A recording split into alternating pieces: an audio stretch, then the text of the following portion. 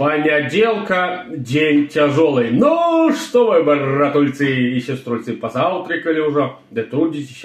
А я ще только разлупился, и у меня легенький перекус. Погнали, самый главный ингредиент. Сегодня курочка вчерашняя, а что же тут надо доедать. И курочка, и макарончики, что может быть вкуснее. На запивон у меня шар некий с клюквой такой лемонграсса. Оп. Запивать надо так, все горяченькое, а ты запивать будешь холодненькое. Прикинь, какое сочетание. Ну, поехали. Макарончики подварил. С полным жаром. Курка.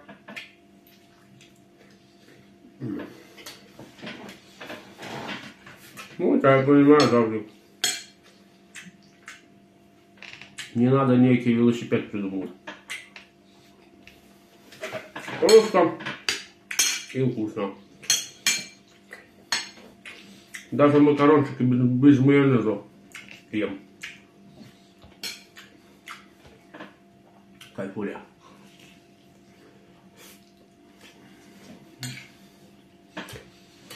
Короче, наебашились опять вчера. Сколько можно пить? Я говорю, не пейте, блядь, синька чмо нахуй.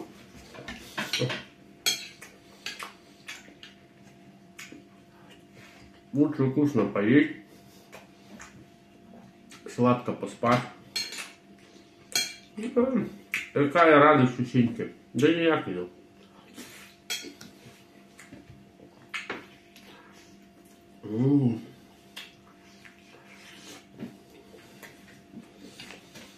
Заебись. Сейчас наебнем это и куда мы рванем. Хуй сделал дохуя. Не знаю, куда даже дернулся. Ну, я что подумаем. Поем, на проперженном поляжу часа 2-3. По-любому надо, чтобы ежа переварил. Як так? Вот ты на работе ебашишь, нахуй. У тебя обед. Полчаса-час. Тебе надо ебашить. Скажи своему дяде, нахуй. У меня обед, после обеда 2 часа нахуй чихичат. Ты не имеешь права меня выгонять на работу так, как у меня не переварилась пишка. Все, он скажет, понял, отдыхай. И все.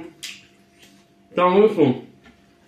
По обеду часок-два часа дреманул нахуй на работе, вагончик нахуй.